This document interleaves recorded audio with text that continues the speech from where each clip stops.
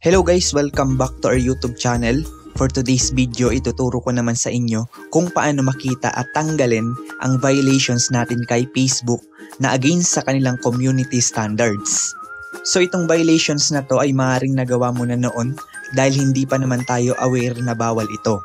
Kasi ginagamit lang naman natin si Facebook noon just for fun or para magkaroon lang tayo ng communication sa isa't isa. Dahil nga mabilis magbago ang takbo ng panahon, nag-update si Facebook na pwede na natin pagkakitaan ang ating personal Facebook account by turning on professional mode. So sa ganitong sitwasyon, may mga rules and policy na pong pinagbabawal si Facebook. Kung meron man kayong content na na-share, na post or in-upload na video that against sa Facebook Community Standards Policy is kailangan lang natin iyan tanggalin para maiwasan ang problema sa ating account or baka ito na din yung dahilan kung bakit hindi ka pa rin ma-monetize. Okay, ang una nating gagawin para makita ang ating violations dito sa ating account, tap lang natin tong menu icon, itong 3 lines sa upper right corner. Sa baba, itap lang natin tong help and support. Under nyan, itap lang natin tong support inbox. Okay, dito sa reports, makikita nyo itong report about others. Ito lang naman guys ay notification galing kay Facebook kapag may account or page kang ni-report. Maaring tinag ka or maaring ni-report mo siya in some reason. So dito makikita nyo naman na meron akong isang ni-report. Hindi ko lang maalala, tinag-ata ko nito sa isang porn sites. So siguro na-experience nyo na din yun dahil madami ang nagtatag ng ganyan na hindi mo namamalayan. Kaya nakalagay dito sa report ko, post for displaying nudity. Para mabura to, tap lang natin yan. Then sa baba, tap see options. Then select lang natin tong delete message. Kung makikita nyo sa baba, meron pa ditong ibang option like pwede kang mag-request ng review, pwede mong i-unfriend, i-unfollow or i-block yung account or page, especially kung alam mong maapektuhan yung performance ng iyong account.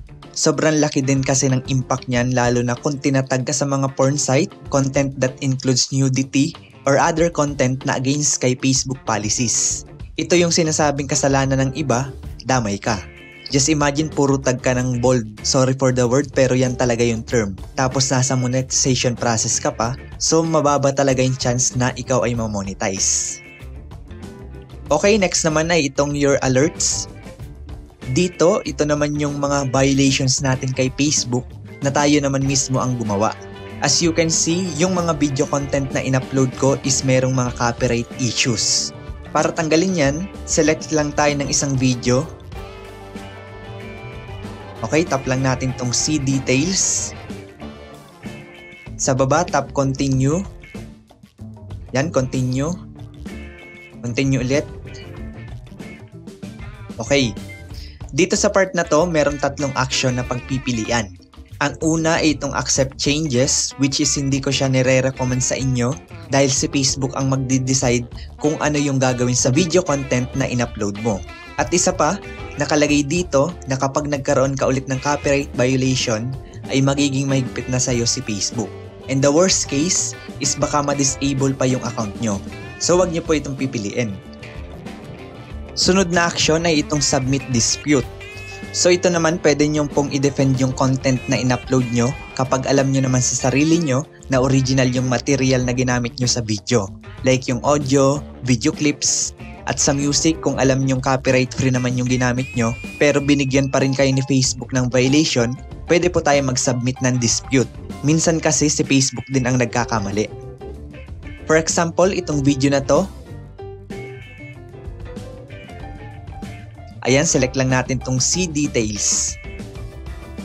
So sabi dito, yung music daw na ginamit ko may contain music owned by someone else. Even though yung music naman na ginamit ko is copyright free. So dito, paglalaban natin yan. Bale, tap lang natin tong continue. Then tap lang natin tong open form. Okay, dito sa part na to, pipili ka lang ng reason for dispute. Ang una ay original content, meaning lahat ng material na ginamit mo sa video ay 100% original na sa'yo. Like yung video at audio. Kadalasan ito yung mga nagbe-video na walang background music na pure voice over lang. Second ay yung licensed content, which is meron kang permission sa artist na gamitin mismo yung music or kanta nila.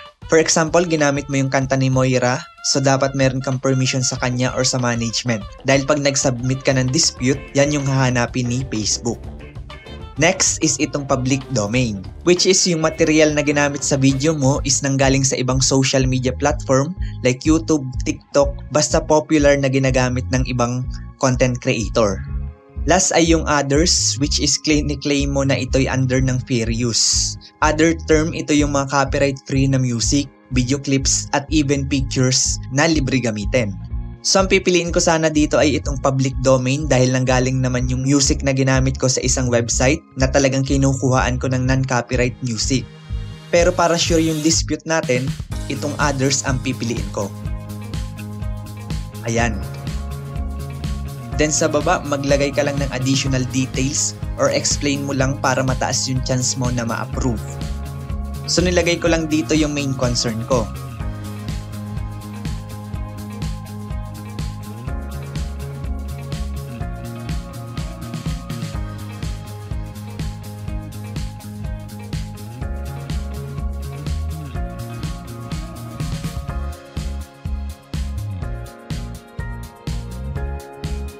Ayan, di ko sure kung tama ba yung English ko dyan, pero sana makuha nila yung point ko. After that, tap lang natin tong small box and tap submit.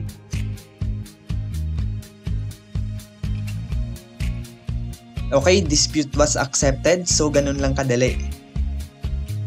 Last action at ang pinakamadali sa lahat ay itong delete video. Kung alam nyo naman sa sarili nyo na yung video, audio at music na ginamit nyo is hindi original or hindi nanggaling sa inyo, much better na i-delete nyo na lang yan para in the future wala na kayong problema. Bali, select nyo lang tong remove video, then tap delete video. Kung nakikita nyo guys itong close na to sa baba, ibig sabihin lang yan na okay na yung action na ginawa natin. Wala na po tayong dapat ikabahala dyan. Basta lahat ng video nyo na may violations, na may nakalagay na open, mag-submit lang kayo ng dispute or i-delete nyo na lang yung video. Kapag other violations naman like spam, nudity, graphic content, mas mabuting i-delete nyo na lang yan. Okay, next naman na ituturo ko ay kung paano i-delete yung alerts, notification history sa support inbox. So bali, ang gagawin natin is pumunta tayo sa Chrome or any browser na naka-install sa phone nyo. Then dito sa search bar, i-type lang natin ng mbasic.facebook.com para ma-direct tayo sa pinakang website ni Facebook. Then input nyo lang yung inyong username at password. Kapag nakapag-login na kayo, scroll lang natin sa pinakang baba at itap itong help button. Then dito, tap lang natin itong support inbox. Ayan, makikita nyo na lahat ng notification. Bali, itap lang natin yung see full message at itap ang delete. Gawin nyo lang to lahat guys sa inyong violation para matanggal lahat ng yan. Okay guys, I hope na nakatulong tong video na to at nasagot natin ang iilan sa mga katanungan nyo. Kung nakatulong tong video na to, please like, share, and comment down below. By sharing this video is a big help to our channel.